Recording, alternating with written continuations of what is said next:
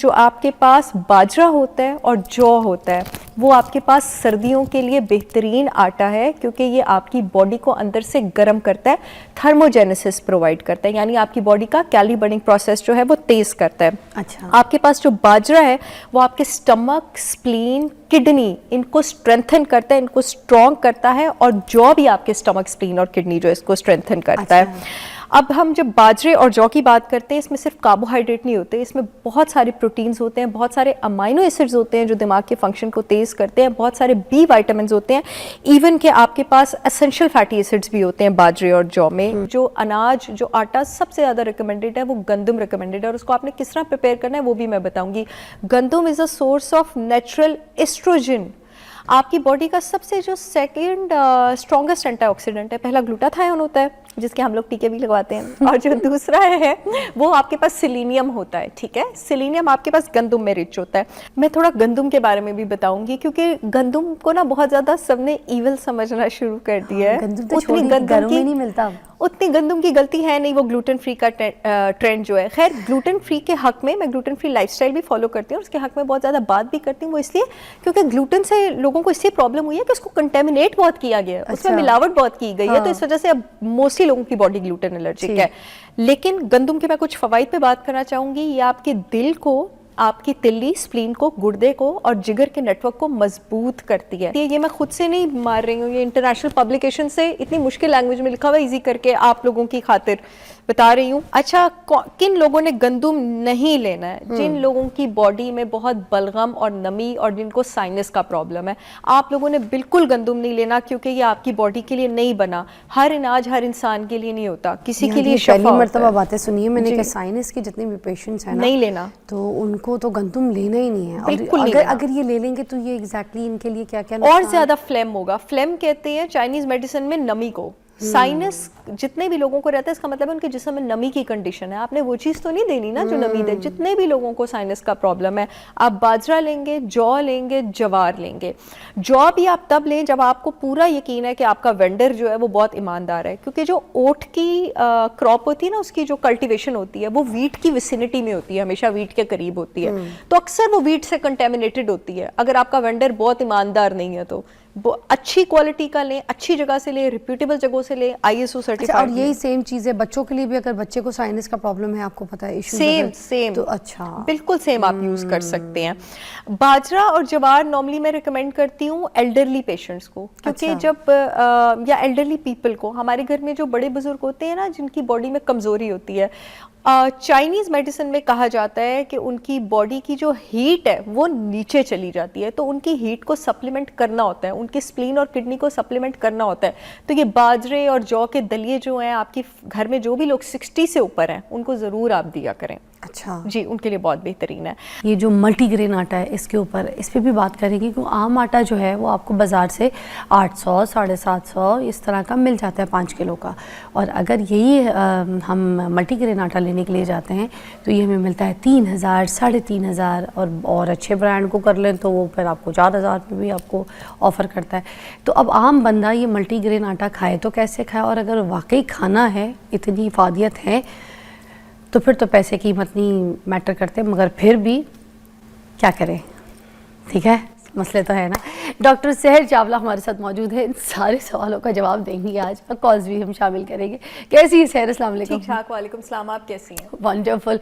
आपकी तबीयत ख़राब है, मैं पहले बता दूं, फिर भी आप आई हैं यार लोगों के। थैंक यू जी, थैंक्स फॉर योर टाइम। अच्छा, ये अब पहले तो हम ये बात कर लेते हैं कि ये जो खाने के साथ हमें आटा खाना है, ठीक है, तो ये आटे के लिए अब हमें मल्टीग्रेन आटा ही खाना है या आम आटा जो हम घरों में खा रहे थे या चक्की आटा खा रहे थे, is that okay for us? मैं ये बुक इसलिए लेकर आई हूँ आज साथ सबको बताने के लिए। ये आप देख रही होंगी हर आटे की हेडिंग के नीचे लिखा हुआ है कि कौन सा आटा किस जिस्म की बॉडी के लिए और किस तरह आप उसको यूज कर सकते हैं। ये इंटरनेशनल पब्लिकेशन है, चाइनीज न्यूट्रिशन थेरेपी है ये। अच्छा। ये बहुत फेमस कीजिएगा, बुक को दिखाइएगा। ये बहुत फेमस इंटरनेशनल पब्लिकेशन है। मैं अपनी सारी बुक्स बाहर से मंगवाती हूँ, बहुत ढूंढ ढूंढ के मंगवाती हूँ, और ये बुक मैं सबके साथ इसलिए शेयर कर रही हूँ। वैसे ये लेमैन को समझ नहीं आएगी, वो डॉक्टर जिसने बायोकेमिस्ट्री और न्यूट्रिशन पढ़ी हो उसको भी कम से कम 2 महीने लगेंगे इसकी लैंग्वेज समझने में। अच्छा। मुझे लगे थे। मैं इस बुक को 2021 से पढ़ रही हूँ। हाँ। तो इसमें से मैं आप लोगों को थोड़ा आसान करके बता दूंगी कि चाइनीज़ न्यूट्रिशन के हिसाब से, जिसके मेडिकल फैक्ट्स में एक्चुअली किस बॉडी के लिए कौन सा आटा होता है। हर बॉडी के लिए एक आटा नहीं होता है, and atta as such is not bad अगर आपकी बॉडी को उसकी ज़रूरत है।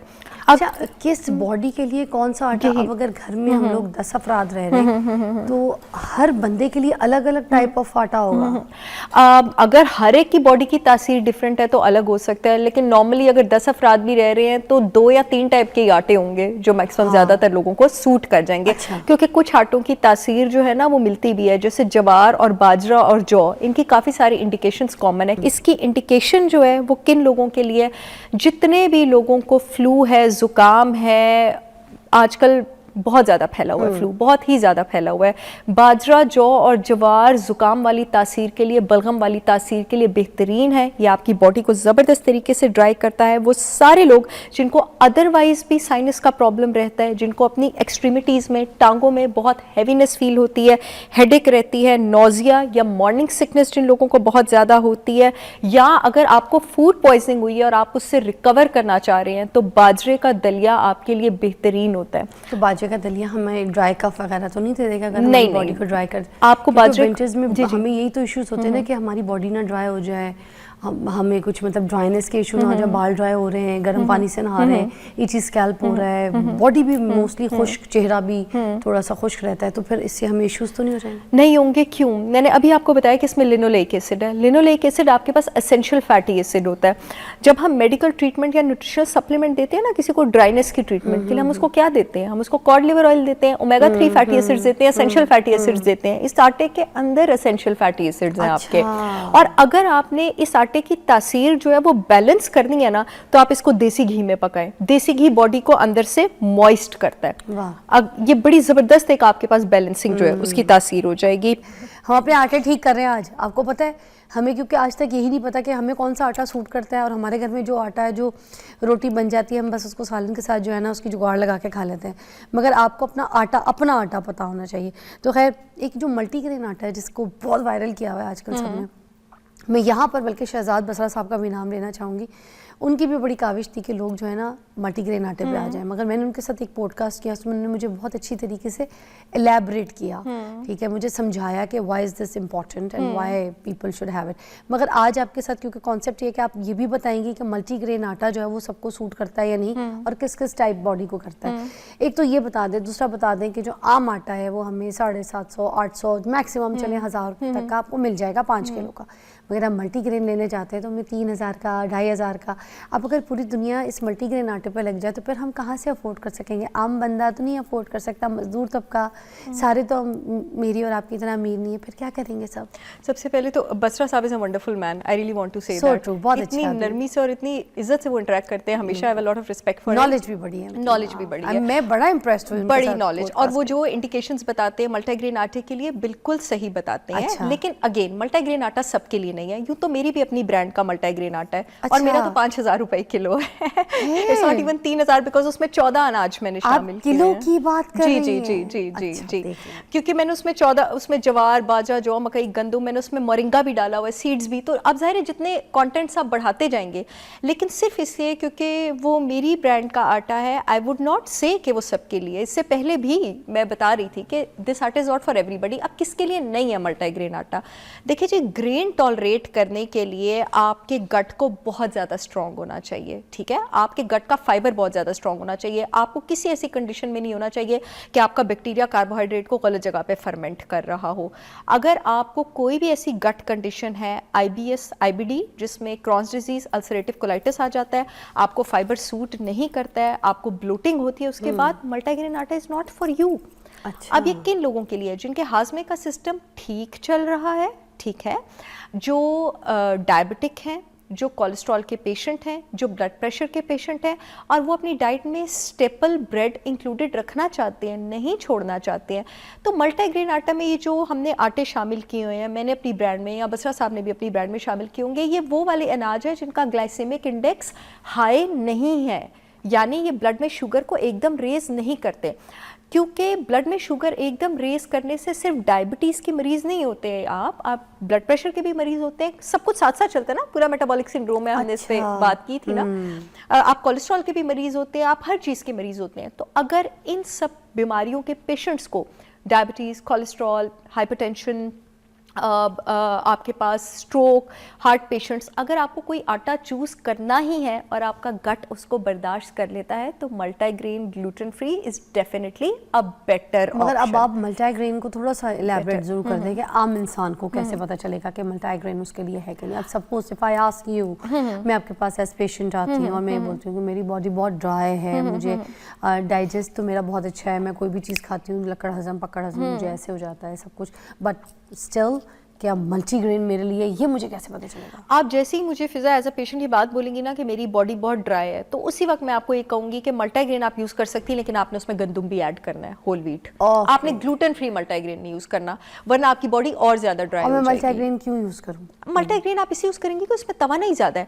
अब देखिए मैंने कितने सारे आपको फायदे बताए हैं बाजरे के, जौ के, मकई के, जवार के। सोचें आपको विटामिन B1 भी मिल रहा है, B2 भी मिल रहा है, B3 भी मिल रहा है, कैल्शियम भी मिल रहा है, मैग्नीशियम भी मिल रहा है, फ्लोराइड भी मिल रहा है, आयरन भी मिल रहा है। इतनी सारी चीजें एक चीज तो नहीं, आपको एक आटे से तो नहीं, अगर आपको इतनी सारी चीजें एक उसमें मिल रही हैं और आपके हाजमे का सिस्टम ठीक है तो आप तो वाकई इम्यूनिटी का पावर पैक बन जाएंगे। Why not, then it is the best option. जैसे अगर मैंने कभी रोटी लेनी हो, I am not a fan of roti, लेकिन किसी किसी दिन अगर मैंने रोटी लेनी हो, मैं अपने ही मल्टीग्रेन आटे की रोटी लेती हूँ, या मकई मेरा बहुत फेवरेट है, मैं अपने मकई के आटे की ले लेती हूँ। अच्छा, अब जैसे अगर हम जाते हैं, क्योंकि अगर हमें बाजार में थोड़ा सा महंगा लग रहा है, थोड़ा सा नहीं ज़्यादा महंगा लग रहा है, तो मुझे बताया कि अगर हम चक्की से जाके इसको खुद बनवाते हैं तो फिर हमारे पास कौन कौन से आटे जो है ना वो होने चाहिए, तो वो हम कौन से बीज होने चाहिए जो है कि हम खुद अपना मल्टीग्रेन जो घर पे बना के रख लें, ये भी बता दें। जो फॉर्मूला मैंने अपने में मिक्स किया हुआ वही मैं बता देती हूँ। Flax seeds, chia seeds, moringa बहुत ज्यादा जबरदस्त रहता है। मिकदार बराबर बराबर रखनी है? मिकदार आपने एक एक टेबल स्पून रखनी है, ठीक है। अच्छा। आप समझ लेंगे आपने 5-6 दिन का गूंदना, उसमें 1 टेबल स्पून आपके पास बहुत ज्यादा है, ठीक है। अच्छा, दूसरी एक चीज, मोरिंगा क्यों मैंने शामिल किया हुआ है, और मोरिंगा एक अच्छी ऑप्शन क्यों है, मोरिंगा पाउडर, स्वांजना पाउडर शामिल कर लेना, क्योंकि वो आपके पास हार्मोन को भी बैलेंस करता है, आपके पास ब्लड शुगर को भी बैलेंस करता है और वेट भी कंट्रोल रखता है। आप मल्टीग्रेन से यही जो फायदा उठाना चाह रहे हैं, फिर आप उसको ठीक तरह तो फायदा उठाए ना। इस वक्त जो सर्दियां हैं, जिन लोगों की बॉडी की तासीर नॉर्मल है, उनको मैं रेकमेंड करूंगी इस सीजन में आप मकई, बाजरा और जवार मिक्स कर लें और जौ मिक्स कर लें, बस ये 4 इस वक्त काफी हैं। इसमें हमें मोरिंगा चीजें बाकी तो ऐड करने की जरूरत नहीं। सर्दी है, फ्लैक्स सीड्स डालें आप उसमें और मोरिंगा डाल लें, काफी है, this is more than enough. गर्मियों में अगर आपकी बॉडी की तासीर नॉर्मल है तो मैं आपको जौ रिकमेंड करूंगी, मकई रिकमेंड करूंगी, गंदुम रिकमेंड करूंगी, ये और बारले उतनी, गंदुम की भी उतनी बारले। अच्छा, सर्दियों में एक और चीज जो आप मिक्स कर सकते हैं, हमारे गिलगित बल्तिस्तान का इतना जबरदस्त आटा है, मजा आ जाता है वहां की रोटी खा के, कुट्टू का आटा, बकवीट। सर्दियों में आप बकवीट भी मिक्स कर सकते हैं, आपके पास वो बहुत ज्यादा जबरदस्त है। बकवीट आपके पास ट्रिप्टोफैन में बहुत ज्यादा रिच है। ट्रिप्टोफैन आपके पास वो अमाइनो एसिड है जो दिमाग में मूड बूस्टर हार्मोन सेरोटोनिन आपके पास डायरेक्टली जाके बनाता है, हड्डियों के लिए बहुत ज़्यादा अच्छा है। कुट्टू का आटा गिलगित बल्तिस्तान का कैल्शियम फॉस्फोरस में रिच है, खून बढ़ाने के लिए बहुत ज़्यादा अच्छा है। आपके पास आयरन में रिच है, आपके पास ब्लड शुगर रेगुलेट करने के लिए बहुत ज़्यादा अच्छा है क्योंकि कॉपर में रिच है।